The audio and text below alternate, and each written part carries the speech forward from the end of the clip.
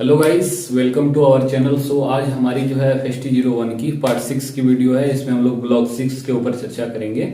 इसमें बेसिकली जो हम लोग चैप्टर चर्चा करने वाले हैं वो है information, knowledge and insights. Okay, तो इससे पहले कि हम लोग इस टॉपिक पे हम लोग क्वेश्चन डिस्कस करना स्टार्ट करते हैं, उससे पहले मैं आप लोगों को कुछ इन्फॉर्मेशन देना चाहता हूँ। देखिए, इससे पहले जो हमारी वीडियो हमने ये प्रोवाइड कराई थी आपको, जो 1 से लेकर 5 तक की थी, उसमें हमने एक व्हाट्सएप नंबर आप लोगों को प्रोवाइड कराया था, जिसमें बताया था कि अगर आप लोगों को पीडीएफ चाहिए तो 500 to 600 की एक एमसीक्यूज की सीरीज मैंने हमारी टीम ने इसे बनाया हुआ है। ठीक है, तो उसको जो है आपको परचेस करने के लिए एक व्हाट्सएप नंबर दिया गया था, उसमें आपको मैसेज करना था सिंपली। ठीक है, वहां से आपको 20 रुपीज की पेमेंट करने के लिए बताई जाती है, वो आपको करते हैं तो पीडीएफ आपके जो है व्हाट्सएप के थ्रू से आपको भेज दिया जाता है। हमने लगभग 100 से 150 बच्चों को अभी तक ऑनलाइन पीडीएफ प्रोवाइड करा चुका है। ठीक है, और ऑफलाइन में हमारी पीडीएफ बहुत जितने भी बच्चे हैं सारे बच्चों को दिया जाता है। लेकिन ऑनलाइन में क्या होता है कि बहुत सारे लोग कुछ चालाकी भी करते हैं और कुछ लोगों का प्रॉब्लम भी हो जाता है पेमेंट से। ठीक है, तो जिनका प्रॉब्लम हो जाता है पेमेंट से रिलेटेड, वो आपको कुछ नहीं करना है। आप बेसिकली कुछ देर मतलब एक से 2 दिन का वेट करें, पेमेंट या फिर आपको पहुंच जाएगी या फिर हमारी टीम को पहुंच जाती है। इसके बाद जो है आपको पीडीएफ प्रोवाइड करा दी जाएगी।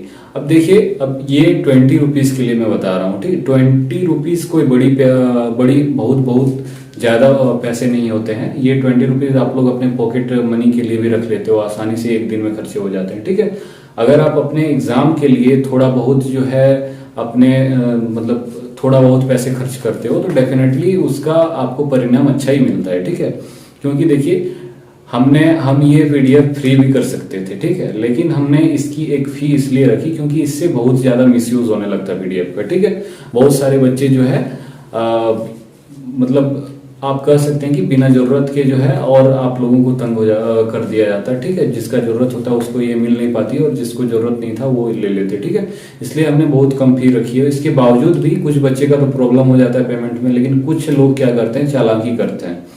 पेटीएम का आया हुआ है अभी फेक पेटीएम अभी रिलीज हुआ है, तो उससे जो है स्क्रीनशॉट लेके वो हमें सेंड कर देते हैं।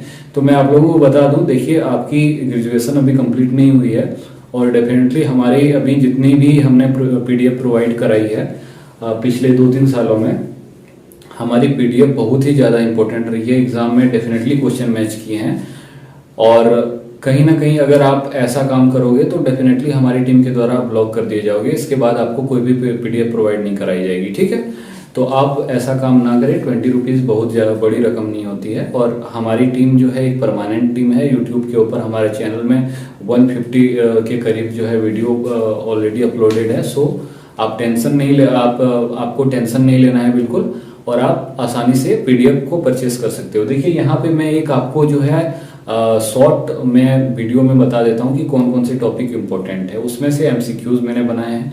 अब देखिए, FST01 जो होता है बहुत सारे सब्जेक्ट का कॉम्बिनेशन हो जाता है। You can say it is a type of general knowledge, okay, where you can get every topics in this subject. Okay, so यहाँ पे क्या होता है कि आपको बहुत ही वास्ट पढ़ना होता है।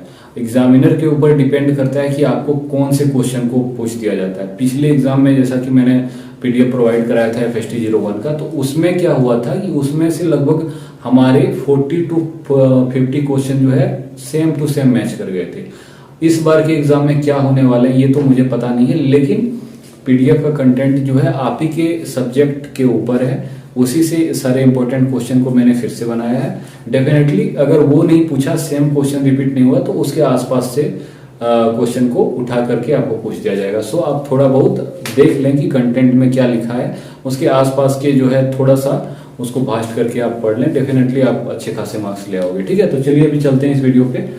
तो ये है हमारा information, knowledge and insights. Okay, सूचना, ज्ञान, अंतर्दृष्टि। तो ये हमारा जो होता है टॉपिक ब्लॉक 6 है। तो चलिए पढ़ना स्टार्ट करते हैं। इसमें बेसिकली हम लोग पढ़ेंगे कंप्यूटर से रिलेटेड। देखिए, सूचना, इंफॉर्मेशन टेक्नोलॉजी में सबसे ज्यादा जो इंपॉर्टेंट हम लोग का पार्ट होता है वो है अभी के टाइम में कंप्यूटर। इससे 1 से 2 क्वेश्चन पूछे ही जाते हैं, तो आप लोग इसे देखना है आप लोगों को। ठीक है, तो सबसे पहले कंप्यूटर को 2 पार्ट्स में डिवाइड किया गया है। इसको एक हार्डवेयर के बारे में पूछा जाता है, एक सॉफ्टवेयर के बारे में। तो अगर हार्डवेयर के बारे में पूछ दिया जाए तो हार्डवेयर क्या होते हैं, बेसिकली ये आपके माउस हो जाएगा, मॉनिटर हो जाएगा, प्रिंटर, सीपीयू, यानी कि आप कह सकते हैं कि आप कंप्यूटर के जिस जिस पार्ट को देख सकते हैं, ठीक है, आप छू सकते हैं, उसको देख सकते हैं, तो वो सारे पार्ट हार्डवेयर में आ जाते हैं, ठीक है। और सॉफ्टवेयर क्या होता है, ये बेसिकली इसका एग्जांपल एक दिया हुआ है एंटीवायरस, ठीक है। तो एंटीवायरस क्या हो जाता है, एक सॉफ्टवेयर टाइप है। सॉफ्टवेयर वैसा एक प्रोग्राम टाइप का होता है जो आपके कंप्यूटर के अंदर इंस्टॉल किया जाता है, तो इसे हम लोग बेसिकली देख नहीं सकते हैं या फिर छू नहीं सकते हैं, तो ये हमारा सॉफ्टवेयर आता है, ठीक है। तो एग्जाम में पूछा जा सकता है कौन सा सॉफ्टवेयर है, कौन सा हार्डवेयर है। अगला है हमारा यूआरएल। यूआरएल का फुल फॉर्म क्या होता है, यूनिफॉर्म, तो इसका फुल फॉर्म होता है यूनिफॉर्म रिसोर्सेस लोकेटर, ठीक है। अगला है हमारा सर्च इंजन, ठीक है। एग्जाम में अक्सर पूछा जाता है कि इनमें से कौन सा एक सर्च इंजन नहीं है। तो सर्च इंजन बेसिकली हम उसे कहते हैं जिसके द्वारा हम किसी भी इंफॉर्मेशन को सर्च कर सकते हैं, ठीक है। जैसे कि हम बिंग ऐप से करते हैं, ठीक है, बिंग से करते हैं, गूगल से करते हैं, या फिर याहू से करते हैं, ठीक है। ये सारे जो है सर्च इंजन है।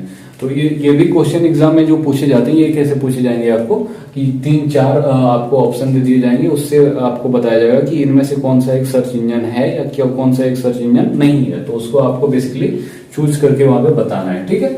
अगला है हमारा www, ठीक है। तो इसका फुल फॉर्म दे देगा। फुल फॉर्म एक से दो आपको फुल फॉर्म पूछे ही जाएंगे, ठीक है, इसलिए आप फुल फॉर्म को थोड़ा सा अच्छा से देख लें। तो इसका हो जाएगा वर्ल्ड वाइड वेब, ओके। अब देखिए www का जो है आविष्कार किसने किया था, तो इसका आविष्कारक का नाम जो था वो टिम बीमर ली। आप लोग अच्छे से सुन लें, टिम बीमर ली, ओके। तो इसके आविष्कारक का नाम था टिम बीमर ली, ओके। अगला क्वेश्चन पे चलते हैं हम लोग। रैम का जो है फुल फॉर्म क्या होता है, RAM। तो RAM का होता है रैंडम एक्सेस मेमोरी, ठीक है, रैंडम एक्सेस मेमोरी। अगर ROM का पूछ दे तो क्या होता है, आप लोग कमेंट में आंसर दें इसे। अगला है हमारा BCC। BCC का फुल फॉर्म क्या होता है, ठीक है। तो BCC का होता है ब्लाइंड कार्बन कॉपी। अब बताइए BCC का यूज कहाँ किया जाता है। BCC का यूज बेसिकली किया जाता है, हम लोग ईमेल जब किसी को करते हैं तो ईमेल को अगर बहुत सारे, एक ही ईमेल को बहुत सारी जगह फॉरवर्ड करना होता है, तो हम लोग बेसिकली ब्लाइंड कार्बन कॉपी का यूज करते हैं, BCC फॉर्मेट में भेजते हैं, ठीक। तो इसे भी याद रखें। ईमेल का खोज किसने किया था, ईमेल का खोज जो है एक भारतीय वैज्ञानिक जो है VS येदियुरप्पा शायद नाम था उनका, या फिर मैं कुछ भूल रहा हूँ, इसी तरह साउथ के थे वैज्ञानिक। तो इसे भी याद रखें आप लोग, ठीक है। अगला जो है 1 MB बराबर कितना KB होता है, ठीक है। तो इसे आप लोग याद रखें कि 1 MB बराबर आप लोग यूज करते हैं, अभी डाटा सबको पैक दिया हुआ रहता है, तो आप लोग जानते हैं कि 1 MB बराबर एक जो है GB आप लोगों को यदि डाटा मिलता है, यानी कि 1024 MB मिलता है, ठीक है। सेम आपको MB फॉर्मेट में भी करना है कि 1 MB बराबर 1024 KB हो जाता है, ठीक है। तो ये हो जाएगा 1024 KB। अगला है कंप्यूटर प्रोग्राम में त्रुटि। देखिए ये अक्सर क्वेश्चन 2-3 बार पूछा गया है। कंप्यूटर प्रोग्राम में जो बहुत परेशानी आती है या फिर त्रुटि जो होती है उसे क्या कहते हैं, तो इसे बेसिकली बग कहा जाता है, ठीक है, कि बग आ रहा है। आप लोगों ने सुना भी होगा ये वर्ड बहुत सारी जगहों पे। तो अगला है ऑपरेटिंग सिस्टम। देखिए ऑपरेटिंग सिस्टम बेसिकली कहा जाता है सॉफ्टवेयर को, ठीक है। कंप्यूटर के जो सॉफ्टवेयर पार्ट्स होते हैं उसे ऑपरेटिंग सिस्टम कहा जाता है। अगला चलिए हम लोग चलते हैं HTML। HTML का फुल फॉर्म क्या होता है, हाइपर टेक्स्ट मार्कअप लैंग्वेज, ठीक है। आप लोगों ने HTML तो बहुत जगह देखा होगा, लेकिन इसका फुल फॉर्म याद रखें, ये सारे फुल फॉर्म पूछे जाते हैं एग्जाम में। Hyper text markup language, okay. अगला है कंप्यूटर प्रोग्रामिंग लैंग्वेज कौन सा है, ये पूछ देगा कि 4 ऑप्शन दे देगा, कंप्यूटर प्रोग्रामिंग लैंग्वेज कौन सा नहीं है या कौन सा है। तो देख लीजिए, आप लोग याद रखिए C++ है, C हैशटैग है, जावा है, ये सारे जो है कंप्यूटर प्रोग्रामिंग लैंग्वेज हैं, ठीक है। आप लोग देख लें इसको कि ये कंप्यूटर प्रोग्रामिंग लैंग्वेज हैं। अगला है हमारा कंप्यूटर वायरस क्या है, तो कंप्यूटर वायरस भी बेसिकली कहा जाता है कंप्यूटर वायरस सॉफ्टवेयर को। कि हम लोग कहते हैं बहुत बार कि सॉफ्टवेयर इसका अपडेट कराना होगा, या फिर कंप्यूटर में जो है वायरस जो है हम लोग को इंस्टॉल कराना होगा। तो इसमें बेसिकली हम लोग किसके बारे में चर्चा करते हैं, तो सॉफ्टवेयर के बारे में चर्चा करते हैं, ठीक है। अब चलिए चलते हैं अगले क्वेश्चन पर। IC का फुल फॉर्म क्या होता है, देखिए IC का फुल फॉर्म होता है इंटीग्रेटेड सर्किट, ठीक है। अब इंटीग्रेटेड सर्किट के बारे में देखिए, हम लोगों को पढ़ना जो है ना, एक टॉपिक को हम लोग यहाँ पे के बारे में पढ़ेंगे, तो उसी से रिलेटेड 2-3 टॉपिक को और चर्चा कर लेंगे, जिससे कि एग्जामिनर क्वेश्चन भी पूछे तो आसानी से हम लोग जो है उसे आंसर कर सके। तो इंटीग्रेटेड सर्किट ये बेसिकली एक टाइप के चिप्स होते हैं, ठीक है। चिप यानी कि जो हम लोग में जिसको हम लोग मेमोरी कार्ड कहते हैं, ठीक है। तो मैं अगर पूछ दे क्वेश्चन में कि मेमोरी कार्ड में कौन सा जो है उपधातु का उपयोग किया जाता है, तो इसमें सिलिकॉन का उपयोग किया जाता है, ठीक है। तो ये जो होता है अर्धचालक होता है, आप लोग याद रखें। तो सिलिकॉन का बेसिकली अगर पूछ दे कि भारत में सिलिकॉन वैली किसे कहा जाता है, तो उसे बेंगलोर को कहा जाता है, ठीक है। बेंगलोर को सिलिकॉन वैली कहा जाता है। चलिए, चिप में बेसिकली सिलिकॉन का यूज होता है। चलिए अगले क्वेश्चन पे चलते हैं। कंप्यूटर वायरस के बारे में हम लोगों ने पढ़ लिया। अगला है कि सूचना एवं संचार प्रौद्योगिकी, सूचना एवं संचार प्रौद्योगिकी क्या है, ठीक है। सूचना एवं संचार प्रौद्योगिकी क्या है, तो ये हो जाएगा प्रभावशाली सूचना की प्रक्रिया, यानी कि इफेक्टिव इंफॉर्मेशन टेक्निक। ओके, चलिए अगला क्वेश्चन पे चलते हैं कि सूचना, ये हमारा हो गया सूचना प्रौद्योगिकी के कार्य क्या है। ये भी क्वेश्चन में पूछा जा सकता है कि इनमें से कौन सा एक कार्य जो है सूचना प्रौद्योगिकी का है या फिर कौन सा एक नहीं है। तो इसका कार्य क्या हो जाएगा, सूचनाओं का संग्रह। आप लोग देखें इस बढ़िया से, सूचनाओं का संग्रह, ठीक है। तो मैं अच्छे से इसको मार्कअप कर देता हूं। सूचनाओं का संग्रह, सूचनाओं का संप्रेषण, सूचनाओं का प्रोसेसिंग, ये तीनों जो है बेसिकली किसकी जो है सूचना प्रौद्योगिकी के कार्य है, ठीक है। सूचनाओं का संग्रह, संप्रेषण और प्रोसेसिंग। अभी चलिए मैं एक बात और आप लोगों को बता देता हूं, ठीक है। देखिए हमारी जो हम लोगों की जो संस्था है, या फिर आप कह सकते हैं कि हमारा जो चैनल है, ये बेसिकली हम लोग अभी जो है इग्नू का सारा कंटेंट मैं ही संभालता हूँ, ठीक है। लेकिन कुछ समय के बाद जो है 1-2 टीचर और इसमें जुड़ने वाले हैं और आप लोगों को एक इग्नू की पूरी तरह से जो है कोर्स प्रोवाइड कराई जाएगी। यहाँ पे सारी कोर्सेज फ्री होंगी। पीडीएफ अगर आप लोग चाहते हैं, पीडीएफ देखिए बहुत ही ज्यादा इंपॉर्टेंट होता है, आप लोगों को पीडीएफ खरीदना चाहिए। मेरा यही सुझाव है आप लोगों को, पीडीएफ आप लोग खरीद लो। कम से कम आप लोगों को एक आइडिया आएगा कि आप लोगों की जो बुक है उसमें से कौन किस टाइप के एमसीक्यूज आ रहे हैं। अगर आप एक जनरल कॉम्पिटिशन की तैयारी करते हो तो डेफिनेटली आप आसानी से FST 01 में पास कर जाओगे। मैं खुद एक इग्नू का स्टूडेंट रह चुका हूँ। मेरी ग्रेजुएशन कंप्लीट करने में 2 साल हो चुका है, ठीक है। मैंने 2021 के टाइम में कंप्लीट कर दिया था अपना ग्रेजुएशन। हमारा जो दिसंबर सेक्शन में ही, यानी कि जनवरी में बेसिकली रिजल्ट आया था। तो उस टाइम जो है मेरा जो सेकेंड ईयर FST 01 में मार्क्स था वो था 85 मार्क्स। ये अच्छे खासे मार्क्स होते हैं, समझे ना, क्योंकि ये इसमें बेसिकली जनरल नॉलेज से रिलेटेड क्वेश्चन पूछे जाते हैं। तो मैं कह सकते हैं कि उस टाइम मुझे भी आइडिया नहीं था कि कहाँ से पढ़ना है, बट मैंने बेसिकली क्या किया कि पॉइंट्स, इसी तरह से मैंने पॉइंट्स बनाए थे और अलग अलग टॉपिक्स को पढ़े थे और आसानी से एग्जाम में अच्छे मार्क्स आ गए थे। तो आप लोग भी इसी तरह से तैयारी करें, डेफिनेटली आसानी से पास कर जाओगे। तो चलिए अगले क्वेश्चन पे चलते हैं कि रेडियो जो होता है, तो ठीक है, रेडियो के बारे में थोड़ा जान लेते हैं। ये भी एक सूचना का जो है हमारा मुख्य बहुत प्रमुख माध्यम है।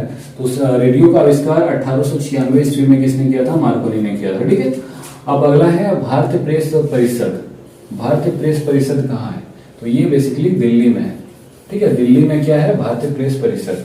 संचार का सबसे प्रभावी तरीका क्या है, तो इसे वर्बल कम्युनिकेशन, यानी कि हम लोग बातचीत में जो है जो है हमारा संचार को जो है हम लोग क्या कहते हैं उसे, कि बातचीत के माध्यम से जो हम लोग कम्युनिकेट करते हैं, यानी कि कम्युनिकेशन जो हमारा संचार का माध्यम बनता है, वो वर्बल कम्युनिकेशन सबसे इफेक्टिव तरीका माना जाता है। यानी कि मौखिक संचार जो होता है वो हमारा सबसे प्रभावी तरीका माना जाता है, ठीक है। तो इसे भी आप लोग याद रखें। अगला हमारा भारत का प्रथम समाचार पत्र क्या था, तो भारत का देखिए, वैसे तो जब स्वतंत्रता के समय में बहुत सारे ऐसे समाचार पत्र जो है हमारे कह सकते हैं कि हमारे देशभक्त लोगों के द्वारा लिखी गई थी, तो उन सभी समाचार पत्र को जो है बेसिकली बैन कर दिया जाता था अंग्रेजों के द्वारा, ठीक है। लेकिन एक प्रभावी तरीके से जो मतलब आप कह सकते हैं कि एक सुचारू रूप से जो समाचार पत्र जो है कौन सा हमारा जो है चला, तो वो था हमारा संवाद कौमुदी। समझे ना। तो संवाद कौमुदी जो हो जाएगा भारत का प्रथम समाचार पत्र, यानी कि सफल समाचार पत्र आप कह सकते हैं इसे। इसके ऊपर कोई भी ऑब्जेक्शन नहीं करा गया था, तो संवाद कौमुदी जो हो जाएगा ये हमारा संचार पत्र हो जाएगा। अगला हमारा है क्वेश्चन कि सबसे पहला कंप्यूटर क्या था। ये भी क्वेश्चन पूछ सकता है कि सबसे पहला कंप्यूटर कौन सा था विश्व का, ठीक है। तो ENIAC, आप इसे याद रखें, ENIAC जो था सबसे पहला कंप्यूटर था। अगला है हमारा इनपुट यूनिट किसे कहा जाता है? तो इनपुट यूनिट हम लोग बेसिकली उसे कहते हैं जिसके द्वारा हम कोई भी प्रोसेस को मतलब कह सकते हैं कि आप वहीं से प्रोसेसिंग स्टार्ट करते हैं, जैसे कि माउस हो गया, ठीक है। सबसे इंपॉर्टेंट हमारा इनपुट यूनिट जो होता है माउस होता है। अगला है हमारा कीबोर्ड, अगला स्कैनर, ठीक है। तो एग्जाम में पूछा जा सकता है कि इनमें से कौन सा एक इनपुट यूनिट है या फिर नहीं है, तो आप देख सकते हैं माउस, कीबोर्ड, स्कैनर, ये सारे जो है इनपुट यूनिट है, ठीक है। अगला क्वेश्चन है हमारा, आधुनिक कंप्यूटर का खोज कब हुआ था? तो ये 1946 में हुआ था। कंप्यूटर को हिंदी में क्या कहा जाता है? तो इसे संगणक कहा जाता है, ठीक है। कंप्यूटर का हिंदी में नाम क्या है? संगणक है। अगला हमारा क्वेश्चन है ईडीपी का फुल फॉर्म क्या होता है? तो ये होता है इलेक्ट्रॉनिक डाटा प्रोसेसिंग, ठीक है, इलेक्ट्रॉनिक डाटा प्रोसेसिंग। अगला है हमारा, कंप्यूटर द्वारा प्रोड्यूस किया गया परिणाम को क्या कहते हैं? तो इसे आउटपुट कहा जाता है, ठीक है। कंप्यूटर द्वारा जो है प्रोड्यूस किया गया परिणाम को हम लोग बेसिकली आउटपुट कहते हैं। अब देखिए ये तो हमारा कंप्लीट हो गया। अब चलिए यहीं से कुछ कुछ क्वेश्चन बनाते हैं और चर्चा कर लेते हैं इसके ऊपर। चलिए अब देखिए यहाँ पे कंप्यूटर का खोज किसने किया था? अगर ऐसा बोला जाए तो चार्ल्स बेबेज, याद रखिएगा नाम, ठीक है, चार्ल्स बेबेज, BAB, ठीक है। कंप्यूटर का खोजकर्ता कौन थे? चार्ल्स बेबेज थे, याद रखिएगा ये भी आप। अगला जो है हमारा, चलिए इसी से और कुछ कुछ चीजें पढ़ते हैं, ठीक है।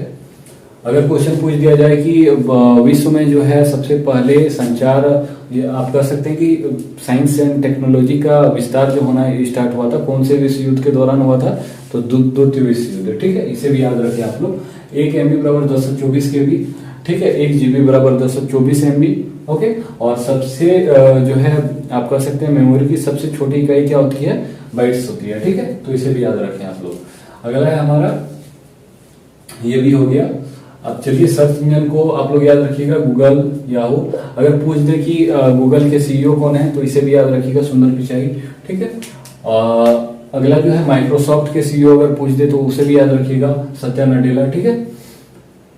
तो ये सारे क्वेश्चन जो थे हमारे बेसिकली इंपॉर्टेंट क्वेश्चन थे इस जो है ब्लॉक 6 से, और आशा करते हैं ये वीडियो आप लोगों के लिए एग्जाम में जो है इंपॉर्टेंट साबित होगी।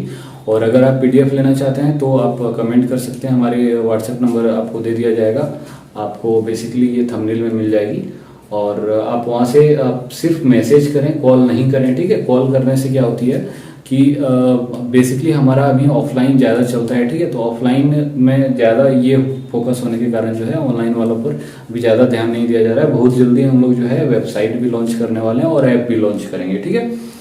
तो इसके चलते आप ओनली मैसेज करें। और देखिए 20 रुपीज़ कोई बहुत बड़ी रकम नहीं होती है, और आप पढ़ाई में अगर पैसे लगाओगे तो डेफिनेटली आपको ही फायदे होने वाले हैं। तो चलिए मिलते हैं अगले वीडियो पे, और तब तक के लिए धन्यवाद।